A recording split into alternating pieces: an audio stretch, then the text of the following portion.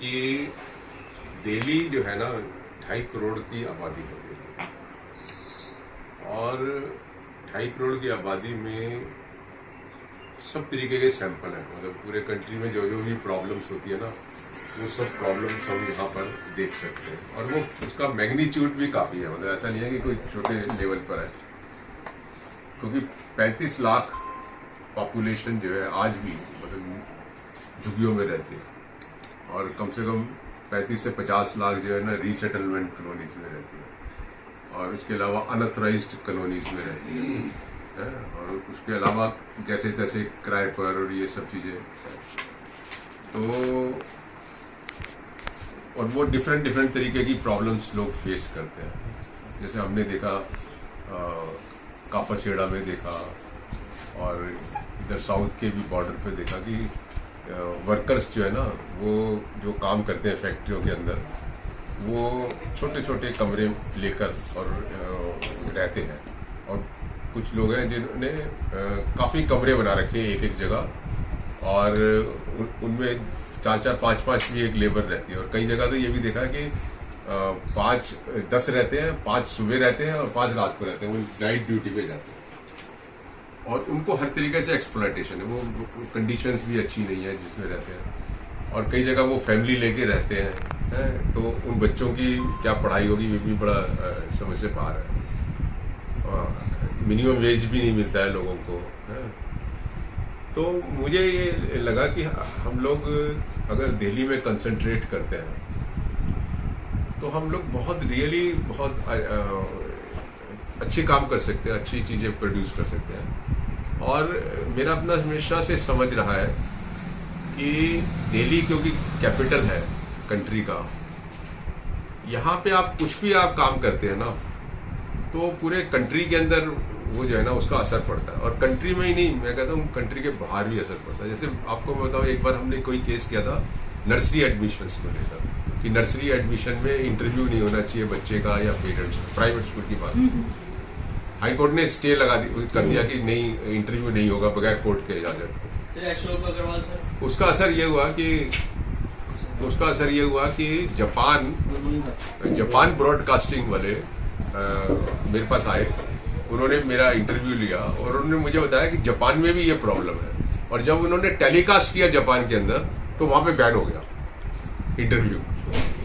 तो मेरा हमेशा से समझ है कि दिल्ली की कोई भी एक्टिविटी जो है ना इट गोज राउंड अबाउट। और एक और बात यह है कि यहाँ पे जो भी आप काम करते हैं ना, जैसे फॉर एग्जांपल जब मैंने पहला केस 1997 में डाला था दिल्ली हाई कोर्ट में, जिसमें कहा था कि यहाँ की बेसिक एम्यूनिटीज नहीं है तो और हाई कोर्ट ने मुझसे कहा कि आप अखबार के कटिंग्स के ऊपर केस लाए हैं, आप हमें कुछ फोटोज ला के दीजिए। और जब मैं गया एमसीडी स्कूल और गवर्नमेंट स्कूल में तो हालत खराब थी वहाँ। टेंट में स्कूल चल रहा है, टिन में स्कूल चल रहा है, बाउंड्री वॉल नहीं है, कुत्ते बिल्ली सब घूम रहे हैं वहाँ पर, ना बैठने की जगह है ना छत है। और वो जब मैंने फोटोग्राफ कोर्ट के अंदर रखे तो कोर्ट ने बोला व्हाट ए हॉरिबल। अब कोर्ट का इतना हॉरिबल कहना था कि अगले दिन फ्रंट पेज की भी न्यूज थी है? और उसके बाद उन्होंने उस वक्त आज तक पे आता था, वो दूरदर्शन पे आज तक आता था उस वक्त शाम को। तो उन्होंने भी स्कूलों में जाके उसको वो किया। उससे दो बातें मुझे समझ में आई लेटर ऑन। एक बड़ा सीनियर ऑफिसर ने मेरे को बताया कि सर ये जो अखबार में छपती है ना खबरें, उस वक्त यूनिसेफ का काफी पैसा आता था। अब पता नहीं फॉरेन कंट्री का कितना पैसा आता है इनके पास। तो जब इनके ये गवर्नमेंट के लोग यूनिसेफ के साथ बैठते हैं तो यूनिसेफ वाले ये आपकी कटिंग्स दिखाते हैं कि आप हमसे तो पैसे लेते हो, ये हो क्या रहा है? दूसरा एक और इंटरेस्टिंग हुआ कि उसके बाद कुछ साल के बाद एक इलेक्शन, लोकसभा का इलेक्शन था, तो दूरदर्शन में ही उन्होंने सब पार्टी के लोगों को बुलाया हुआ था और फिर उनसे ये कहा, ये पूछा कि देखो, उनको वो कोई रील दिखाई पुरानी वाली और कहा कि आप लोगों में से कोई भी ऐसी पार्टी है जो इन मुद्दों को उठाती है, तो एक भी नहीं बोल पाया। तो ये एक तरीके से खस्ता सोच और खस्ता हालत की ना पिक्चर को बयान करता है। और इसलिए हम लोगों का रोल जो है ना और भी बढ़ जाता है। तो मेरा सजेशन ये था कि हम कम से कम 11 लोग, जिसमें 5 कम से कम लेडीज होनी चाहिए, 5 कम से कम जेंट होने चाहिए, और मेरे को जोड़ के 11 हो जाएंगे। तो ये एक ऐसी टॉप लोगों की हो जो रियली सीरियस है, और ये प्लान करें कि हमें मिनिमम क्या करना है, मैक्सिमम नहीं, मिनिमम क्या करना है, और उस मिनिमम को एग्जीक्यूट करें। तो इसीलिए मैंने कहा था कि एक ऐसा टीम हम बनाएं जो रियली सीरियसली वर्क करे, क्योंकि मतलब हम पूरे देश में भी बदलाव लाना चाहते हैं ना, तो हमें, मुझे लगता है, दिल्ली को फोकस करना चाहिए। तो ये मेन पर्पस था। हमने 2-4 साल पहले दिल्ली सरकार को भी एक लेटर लिखा था कि ये इश्यूज हैं, इन पे आप लॉ बनाइए, ये करिए, वो करिए। वो भी लेटर हम सर्कुलेट कर देंगे, वो भी इश्यूज हैं। तो मैं ये चाहता हूँ कि हम लोग बहुत सीरियसली चीज़ों को लें, और उसमें से जो मिनिमम प्रोग्राम हम कर सकते हैं। अभी ये पता लगा है कि एमसीडी स्कूल के अंदर वैसे ही किसी 1997 में तो 10 लाख से ऊपर थी बच्चों की पॉपुलेशन, अब 5-6 रह गई है। मतलब इतने बच्चे रिड्यूस हो गए हैं, 300-350 स्कूल बंद हो चुके हैं आज तक है। और अब क्या हो रहा है कि कॉर्पोरेशन में आधे बच्चे आते ही नहीं है। तो अब जो सरकार है वो ये कह रही है कि भाई आधे बच्चे तो आते नहीं, इनको तो माइनस मान के चलो। तो जो आते हैं आधे बच्चे, उनके बेसिस पे टीचर्स कितने चाहिए वो कैलकुलेट कर लेते हैं। तो बजाय और टीचर भर्ती करने के, वो जो है ना, वो टीचर को कह रहे हैं सरप्लस हो गए, कितने हजार सरप्लस टीचर हो गए। तो नई भर्ती तो भूल जाओ, जो है उनको भी कैसे निकाला जाए। या हर साल रिटायर होते हैं तो डाइंग कहते हैं ना, डाइंग क्या होता, डाइंग पोस्ट भी शायद बोलते हैं, कि वो जो रिटायर हुआ गया पोस्ट से। तो दिल्ली सरकार में भी यही हालत हो रही है। दिल्ली सरकार में भी 30,000 बच्चे पिछले साल से इस साल एनरोलमेंट में भी कम है। कॉर्पोरेशन में जो बच्चे कोविड के टाइम प्राइवेट स्कूल से आए थे, कोविड के बाद क्योंकि फीस वगैरह नहीं दे पाए थे, वो लगभग 100% वापस चले गए।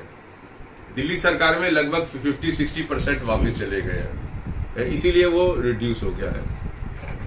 तो और इंटरेस्टिंग ये है कि वो जो बच्चे नहीं जा रहे, एडमिटेडली नहीं जा रहे, उसका मतलब आउट ऑफ स्कूल है ना वो। तो मेरा अपना एस्टिमेट ये है कि दिल्ली के अंदर, आप लोग सब हैरान होंगे, 15 से 20 लाख बच्चे जो स्कूल की उम्र के है ना, आज भी स्कूलों से बाहर।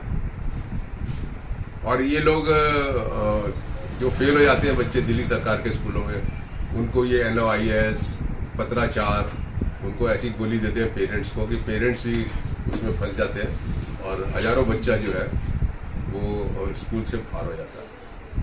तो पुश आउट पॉलिसी है, बजाय जो लोग स्कूल से बाहर हैं उनको लाया जाए, जो स्कूल के अंदर है उनको भी प्रॉपर किया जाए। अभी हम लोगों ने यमुना विहार के स्कूलों को दिखाया है केस के अंदर कि 2 घंटे की पढ़ाई हो रही है पिछले कई सालों से।